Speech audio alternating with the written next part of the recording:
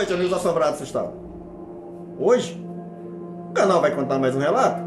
Mas antes de eu contar o relato, eu quero pedir a vocês que continuem se inscrevendo no canal, deixando o like de vocês, compartilhando os vídeos nas redes sociais, para ajudar o canal a ser divulgado na plataforma. E também eu quero avisar a vocês também, que no domingo, o canal vai fazer uma nova live. Eu tenho algumas perguntas já anotadas, e eu quero que vocês deixem a pergunta de vocês nesse vídeo de hoje, para que a gente possa estar fazendo a live, respondendo as perguntas de vocês. Por quê? Porque eu não vou responder pergunta feita para a hora. Por quê? Porque provavelmente o Maicon pode não estar aqui, né? Se ele estiver, eu respondo, não tem problema. Eu vou avisar no começo da live, tá certo? E também, antes de eu contar o relato, eu quero desejar uma ótima semana de Páscoa a vocês. E Deus abençoe todos nós. Tá certo? Mas vamos ao relato de hoje. O relato de hoje foi enviado para mim por Adilson. Mas quem lhe contou o fato foi seu pai, seu Juvenal. Ambos são natural do Piauí. E, segundo seu Juvenal, no ano de 1950, ele morava em um lugar chamado Miguel Leão. Era uma espécie como se fosse um povoado. Segundo ele, nessa época, o lugar não era município ainda, emancipado ainda. Só foi emancipado no ano de 1963, passou a ser município. Então, nessa época, era como se fosse um povoado. E naquela época, o trabalho era muito pouco. Na maioria das vezes, as pessoas viviam da própria roça que plantava, né? O normal do interior. E alguns dias de trabalho que apareciam uma vez ou outra, perdida, nas fazendas por perto. Era assim. Então, segundo ele, próximo de onde ele morava, havia um homem. Seu nome era Bernardo. Esse homem era um homem muito ruim, perverso, com os próprios filhos, os animais também. Era o tipo que, por qualquer coisa, era uma cacetada, uma mozada. Era assim, no pé do vidro, era assim. Os animais eram no chute, na pancada. Teve vez dele trabalhar em certas fazendas que as pessoas resolveram mandar ele embora no primeiro dia, porque se ele ia andar de cavalo, ele batia no animal para matar, não era para o bicho correr, não, era para matar mesmo. Então, nessa época, começou nos arredores ali naquelas fazendas, sempre que uma porca, um animal dava cria, algo sempre sumia, filhote. Era assim, tanto de cachorro como de porco, e de outros animais também. Começou a surgir uns boatos que estava correndo bicho. Por quê? Os fazendeiros botaram tocaia para ver o que era, mas nunca tinha visto nada. Parece que o animal sempre atacava na noite seguinte que a porca ou o animal dava cria. O filhote estava novinho ainda. Atacava na sorrateira. Quando você via, estava feito o estrago. Era assim. Então, houve algumas pessoas dali que, após esses boatos, o povo do interior fica logo com medo, sem saber nem o que era. Mas algumas pessoas chegaram a relatar que havia encontrado ele algumas vezes na estrada, andando à noite, né? E sem nada. Sem nada que eles falam, é a pessoa desarmada. É costume no interior as pessoas andar com uma faca, um facão, foice, por causa de cachorro danado, que eles chamam. Cachorro com raiva, eles chamam cachorro danado. Doente, né? Então, via ele sem nada andando. O bicho era danado. Pegava os filhos maiorzinhos que tinha, levava para trabalhar com ele, lá por nada. O menino falava qualquer coisa, ele metia o cabo da enxada no pé do vidro, a molecada saía chorando. Era assim, as pessoas ficavam olhando aquilo, né? A perversidade dele. Mas ele tinha um filho de mais ou menos já uns 13 anos mais ou menos de idade, e esse era o que mais apanhava. Essa que é a verdade, né? Tem coisa que a gente não pode nem falar aqui no YouTube, que às vezes ele acha que causando grandes maus tratos, a criança pode até interditar o vídeo. Por isso que eu não vou dar detalhe do que esse homem fazia com os filhos.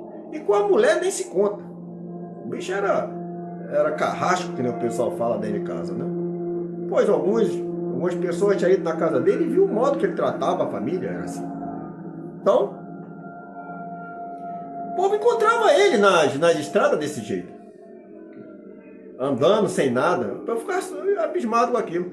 Pois quando o pessoal falava que estava andando bicho no redondel, logo quem saía armado, saía preparado para se encontrasse um bicho desse se defender, porque era certo o ataque, né? Mas ele não andava nem com a peixeira. Era assim. Uma noite um morador do local encontrou ele, foi esse morador que falou para as pessoas, que parou o cavalo e falou com ele.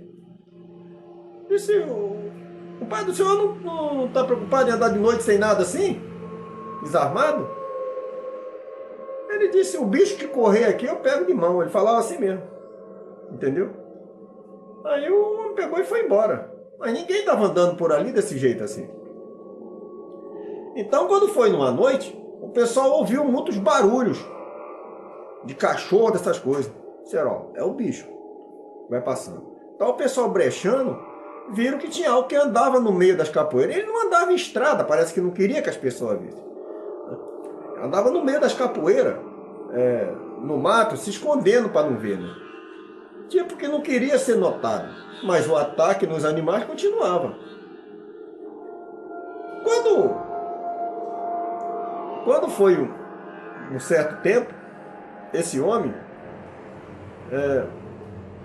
foi encontrado morto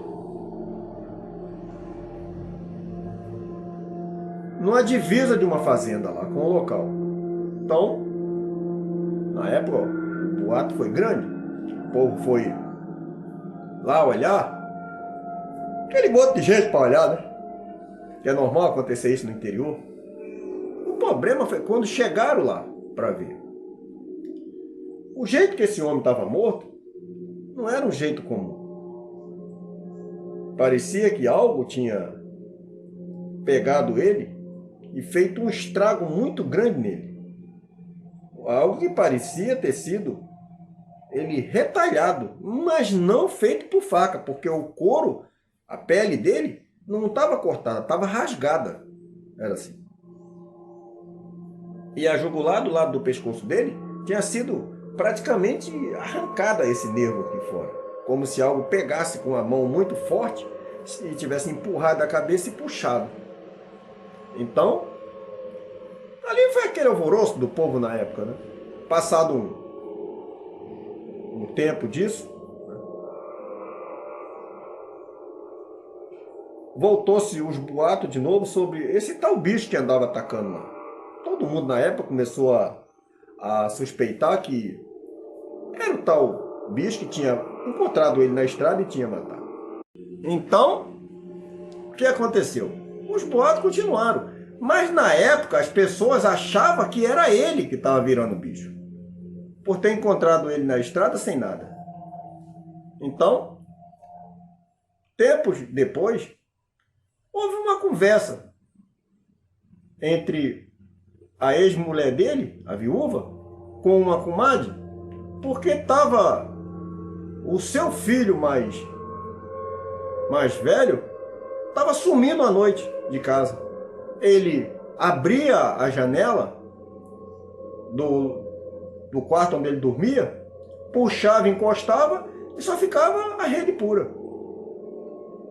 Então, a comadre da viúva começou a falar com ela: comadre, vigia ele, quando ele sair você vai atrás para ver. Porque ninguém tinha ouvido falar que ele estava com namorada nenhuma. Porque ninguém ficava namorando escondida. Na época, quando namorava, tinha que pedir para namorar ao pai. Então, ela resolveu vigiar. Quando foi numa noite, ela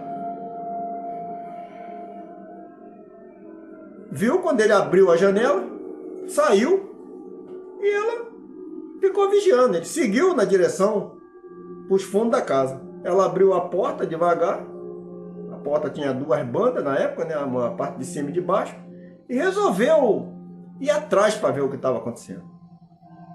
Após ela andar talvez uns 30 metros mais ou menos para os fundos da casa, ela já começou a escutar um barulho estranho.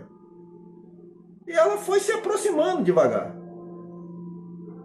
Pois, quando ela olhou, ele estava por trás de uma moita de urtiga que tinha, virando bicho, o menino. Ela tomou um susto grande e disse para ele: José, tu tá virando bicho? Ele olhou para ela e saiu correndo, mas já estava praticamente todo virado. Então, depois disso, eles sumiram de lá, essa família. Foram embora de lá. Ela ficou com medo de alguém matar ele, o rapaz. Mas tudo indicava que foi ele que matou o próprio pai. Ou será que não? Deixa o que você acha aí no comentário desse vídeo. Não esqueça de deixar a pergunta para a live de domingo também. Boa noite, amigos assombrados e assustados.